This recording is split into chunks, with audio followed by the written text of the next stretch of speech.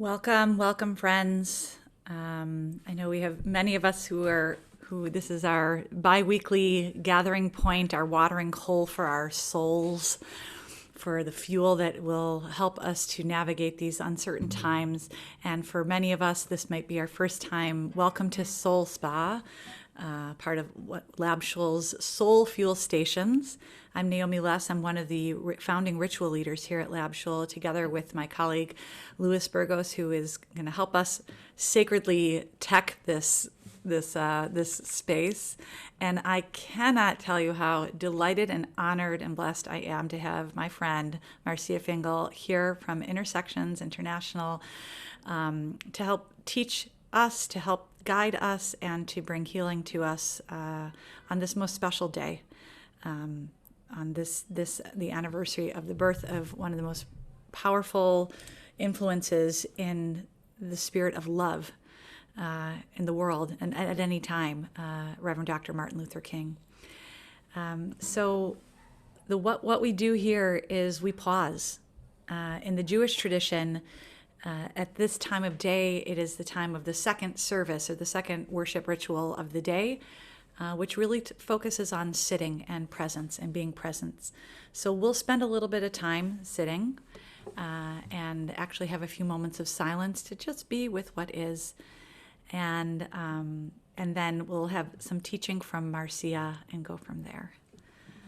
So I invite you to, if you know the words or if you don't know the words, doesn't matter. They're the words of the Spirit. This is a beautiful prayer that focuses on being in the presence of the here and now. And the words are Shiviti Havaya Linegdi Tamid, which Louis will put in the chat for us. But the refrain that you may want to bring into your spirit are two Hebrew words. Havaya, which is one of the forms of the word for God, which is really focused on breath and presence. So it's that breath presence, Havaya, the presence of here and now, and Ahava, which is the word for love. Ahava, Havaya and Ahava, they sound very similar, and that I believe is not an accident. So we'll just sing together and lift our voices and feel the vibrations that'll help us be present to the here and now. Dai, dai, dai, lai, lai, lai, lai, lai, lai, lai, lai.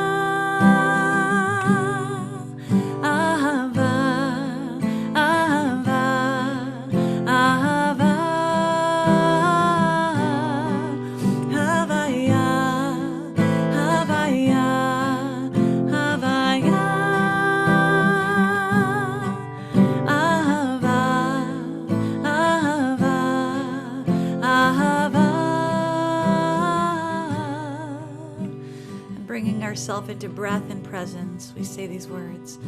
Shiviti Havaya Lenegdi Tamid. Shiviti Havaya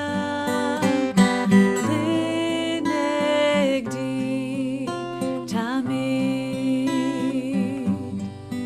Havaya.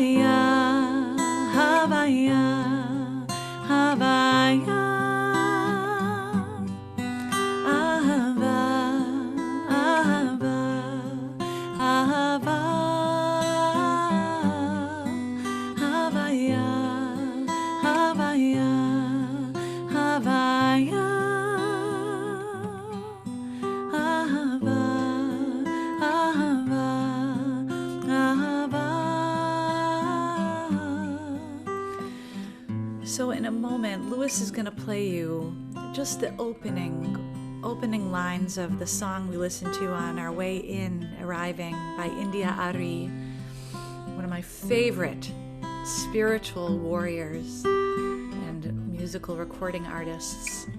And her song is called A Prayer for Humanity. Normally, if we'd sat in meditation, I would say, just notice your breath. You're not trying to focus on anything. Today we're going to do something different. We're just going to listen to this opening verse.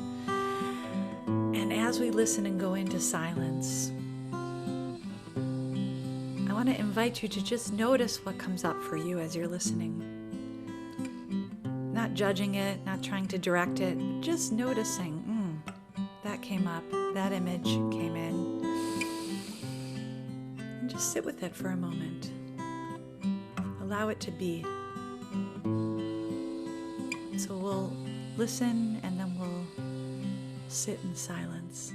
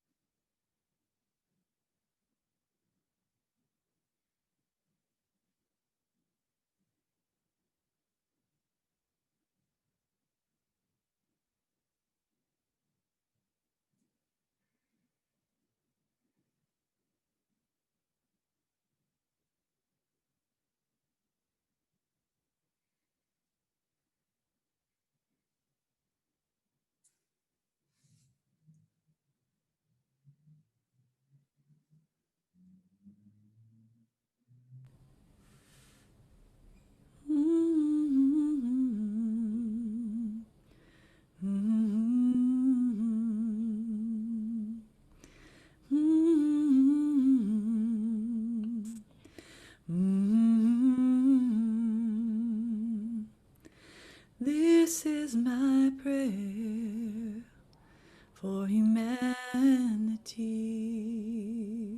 This is my prayer for humanity.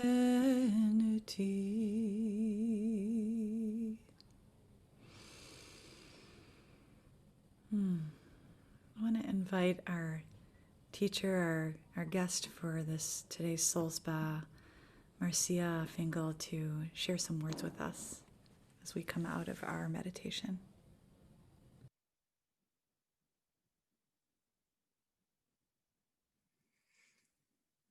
Our prayer for humanity. I tell you, it is a pleasure to be back with Shul and share this sacred space with all of you. On behalf of Intersections International, the fifth ministry of the Collegiate Church of New York, where I am the Chief Outreach Officer and Global Impact Program Manager, we are committed to the work of justice. Thank you. Thank you for inviting me today to join as we celebrate the iconic life of Dr. King. As our nation commemorates this life and this legacy of a 39-year-old minister, I would like to acknowledge and lift up that his life was really a sermon.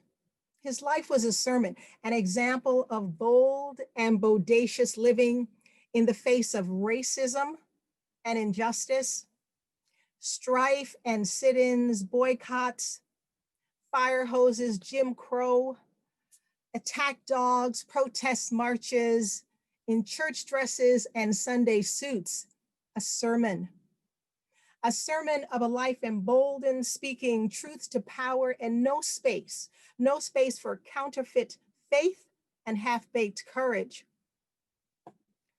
We're 21 years into the 21st century. What sermons do our lives proclaim?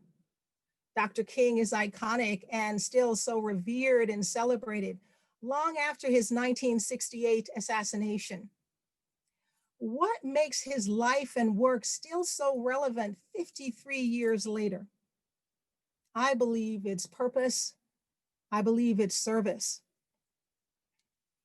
There were so many pivotal moments in Dr. King's short life that I can lift up, but in our brief time together, I would like to share a few touch points from his 8 days in a Birmingham jail.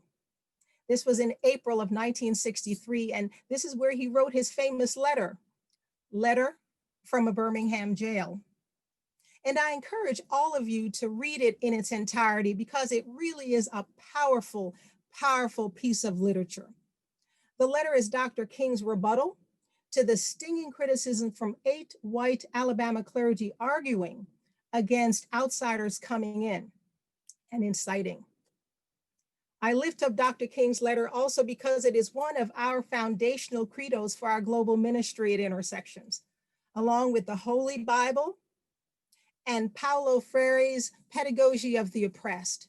Together, these teachings shape our ministry in such profound, profound ways. Dr. King was president of the Southern Christian Leadership Conference with 85 affiliates across the South. And he was invited by the Birmingham affiliate, the Alabama Christian Movement for Human Rights, to participate in a nonviolent direct action program. So he was invited. That's the work that brought him and his associates to Birmingham in 1963. 2 days before their arrival, there was a blanket court injunction against parading, demonstrating, boycotting, trespassing, picketing, all of that. Leaders of the campaign disobeyed that ruling, disobeyed that court injunction, and Dr. King, along with Reverends Abernathy and Reverends Fred Shuttlesworth and a few other marchers, they were jailed. Dr. King was jailed for 8 days. So Dr. King was in Birmingham because injustice was in Birmingham. He felt compelled to carry the gospel of freedom and equality beyond his front porch, beyond his front door, beyond his community. He was cognizant of the interrelatedness of all communities. That's when he shared, injustice anywhere is a threat to justice everywhere. Whatever affects one directly affects all indirectly.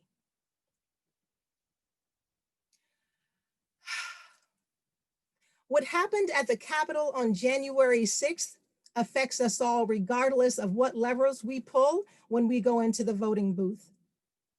The disrespect and assault on democracy we all witnessed was akin to the assault on Black lives and Black bodies during the Civil Rights Movement, akin to the assault on Black lives and Black bodies today. The COVID-19 pandemic ravaging so much of our country and our world right at this moment demonstrates very clearly how we're all affected, we're all connected and impacted by a virus that is an equal opportunity infector. We are aware of the uptick in domestic violence because of quarantining, the huge bump in unemployment, food and housing insecurity, aware of the isolation so many feel, the mental breakdowns. We're physically distancing and working remotely and meeting via Zoom like today. 10 months and counting, and this is our new reality. The coronavirus is not a respecter of race, social status, religion, age, sexual orientation. It doesn't care. None of that matters. And we're all forced to navigate this health disaster together. In the United States alone, we're approaching 400,000 deaths and 24 million confirmed cases. Dr. King outlined 4 key steps in his Birmingham letter for any nonviolent campaign. And those steps remain pertinent nearly 60 years later. 1, collect the facts to determine whether injustice exists. Are there injustices in our healthcare systems and housing policies where equal access is not given? Are there injustices where Black and brown people are sicker than other groups because of systemic racism and ingrained oppression? So we have to collect the facts and determine where the injustices lie. Number 2, negotiate in good faith for change. Who do we need to gather to converse around the issues that divide us? Denigrate some and lift up others. Marginalized people must sit at the table with policymakers if real change is to come. Paulo Freire talks about that. Number 3 is self-purification. How do we ready ourselves mentally, physically, emotionally, spiritually for what is to come? What is the self-purification that needs to happen? What are our spiritual practices and belief systems about the humanity that surrounds us? What do we believe about ourselves and others? The Bible has a great deal to share about that. 1 John 3:18, dear children, let us not love with words or speech, but with actions and in truth. And finally, number 4, direct action. The marching in the streets and across bridges, the bus and the store boycotts, the lunch counter sit-ins and deliberate steps for slapping segregation squarely in the face. That was then. And now the Black Lives Matter protests of this past spring and this summer, because so many Black and brown bodies were brutalized at the hands of police. What is the sermon our lives are telling? What is our collective multi-faith prayer for humanity? What will we tell our children's children we did in the face of renewed violence and injustices? What would Dr. King expect at this moment? He reminds us that freedom is never voluntarily given by the oppressor. It must be demanded by the oppressed. Freedom is never voluntarily given by the oppressor. It must be demanded by the oppressed. And wait is not an acceptable response for people who have been subjugated so long. Black Lives Matter because it remains unfair for Black mothers to hold their collective breaths every time their Black children leave their doorsteps. The trauma of racism in America is real. The hypocrisy of equality is deeply rooted. Dr. King said, yearning for freedom will eventually manifest. It will always manifest because we are people who want to be free. I believe in this moment, we must stand together as men and women, young and old, LGBTQ and churched, unchurched, agnostic, atheist, Black, white, Asian, indigenous, Christian, Jew, Muslim, wealthy or impoverished, come together in all of our diversity and stand against discrimination and hatred, thigh-high racism and poverty, violence, and the multitude of isms that separate us one from another. We belong to one another as one human family. And now, as proven in other critical points in our history, it is not the time for social stagnation. Now is not that time. Human dignity and respect for all is the mantra that must emanate from our collective lips. Equal access and opportunity must present naturally from our modern sensibilities. What I want for myself and my family, I also want for my neighbor. May the magnanimous God who hears all of our prayers make it so. Thank you. Thank you for giving me space here today to share. Thank you. Thank you. Marcia, we are so, you can see in the, I don't know if you have view, if you're in gallery view or not, but you can see the reactions from folks right now. Thank you for lifting us, for us to be able to take this moment out of our day, this time out of time, to sit and quiet and open ourselves up to then be able to receive the call from you is it's a gift for all of us, and I continue to learn every time you open your mouth and are in my presence. I continue to learn from you so much. Thank you. Thank you. God is so present in this space. Anytime you ask me, I'm happy to come because I know that God always shows up. God always shows up with people for justice. So thank you. Thank you. Well, it's a long road and we are in a precarious week, a tender week, a week that's unsettling.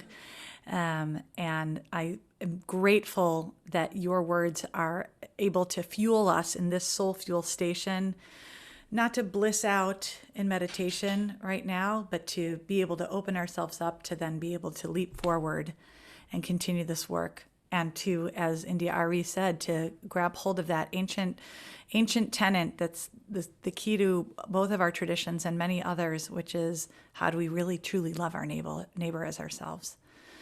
So thank you. And on this special day, on this day of the anniversary of the birth of one of the most powerful voices in history,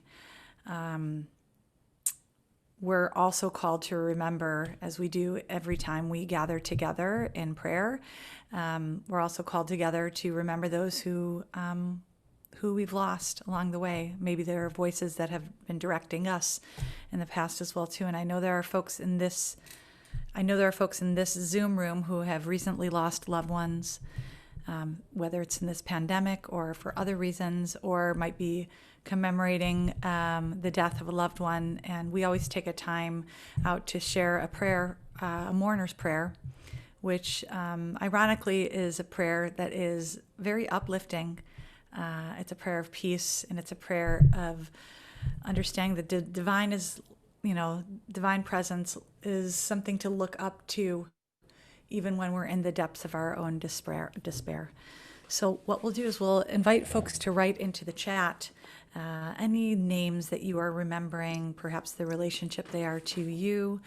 And then Lewis is going to share a slide that has the words to this ancient Aramaic poem, this prayer called the Mourner's Kaddish. I'll invite those who want to unmute themselves to say it with us to go ahead and do so. I hope our mute settings are okay. I'm noting that there are many, many folks who are starting to write names of loved ones. We see you, Eve. We see you, Sharon. We see you, Lewis. Eric. Well, actually, it's Sandy. It's not Eric today, but also Eric. And Marcy, with you, Nancy. And we take a breath as we rise, as we are able, whether it's sitting up as tall as we can, bringing the dignity of those who we want to remember to our posture. And we say together, she sees it just like we see it.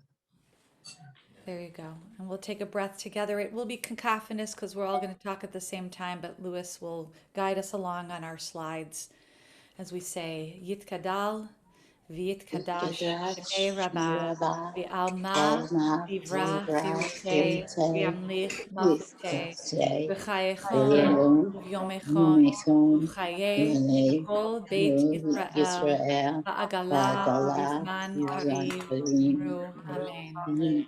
Yehi Shmei Rabbah, V'vorach, Le'olam, Lomei Omaya. Yitbarach, Yitnebach, Yitpa'ar, Yitromam, Yitnaseh, Yithadar, Yit'aleh, Yitadal, Shmei Dekudsha, Yitku, Le'ela, Min Kol Zirchata V'Shirata, Tushbechata V'Nechonata, Da'amiran Be'alma V'imru, Amen. Yehi Shlama Rabba Min Shemaya, V'chaim Aleinu Ve'al Kol Yisrael, Ve'al Kol Yoshvei Tevel V'imru, Amen. Oseh Shalom Yeramav, Hu Ya'aseh Shalom Aleinu, Ve'al Kol Yisrael, Ve'al Kol Yoshvei Tevel V'imru, Amen. Amen.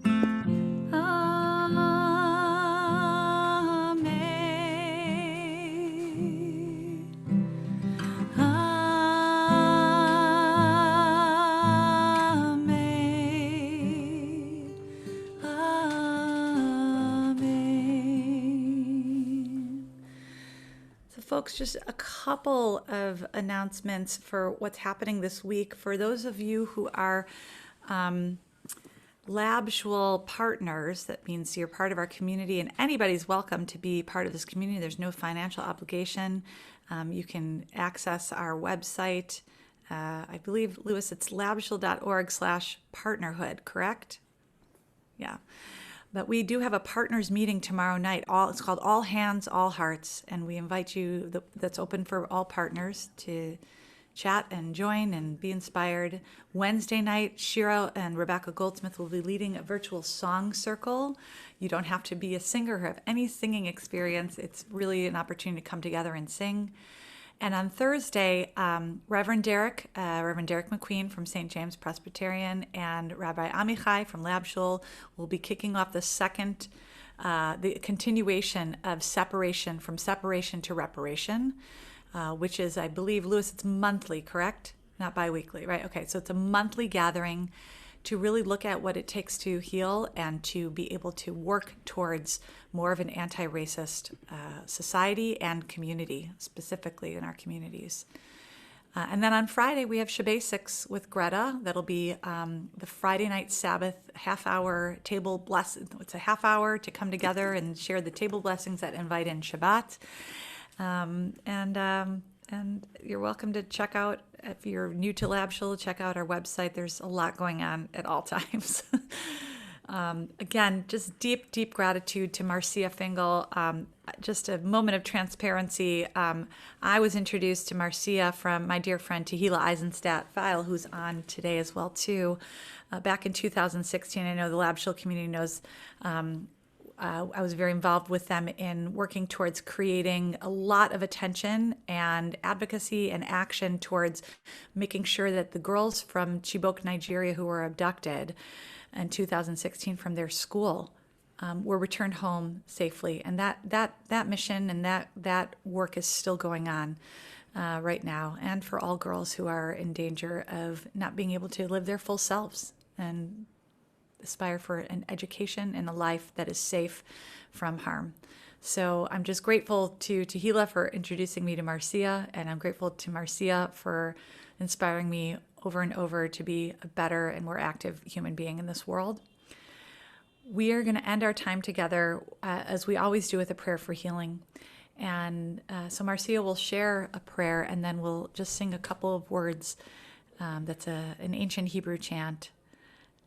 And then we'll open it up just to say hello. There's a lot of faces that are new, so we can have an opportunity to say a quick hello and introduce ourselves. But first, in this broken moment, in this moment of divisiveness, and in this moment where a lot of folks are in pain in a lot of different ways, Marcia, I want to invite you to share your thoughts and inspiration with us. Thank you, Naomi.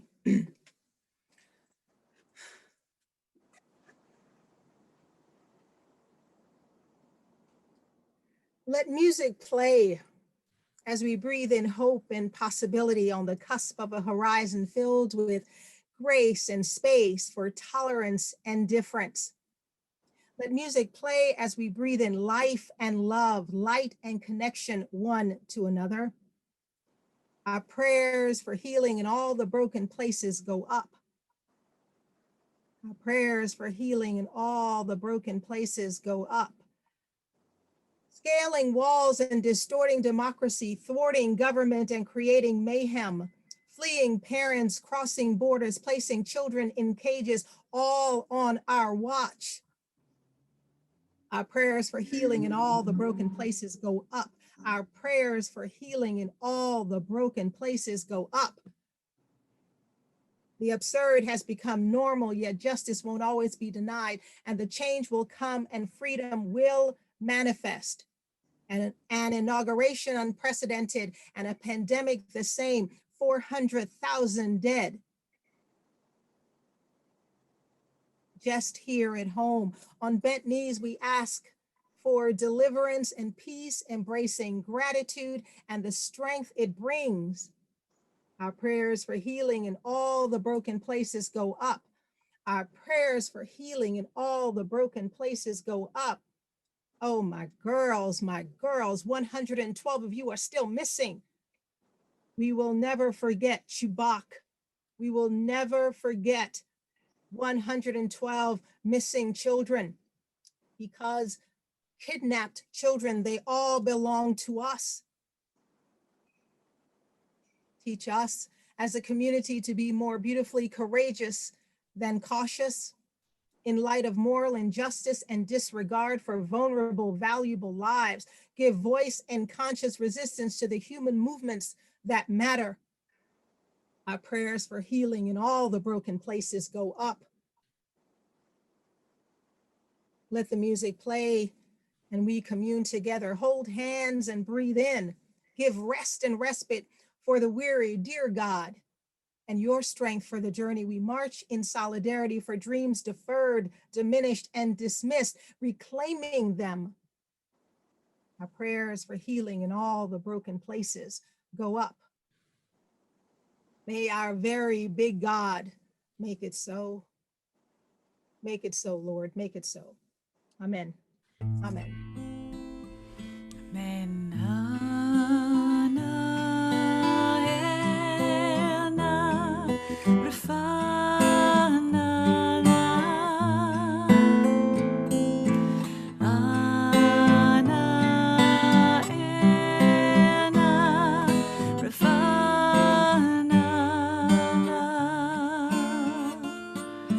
Source of blessing,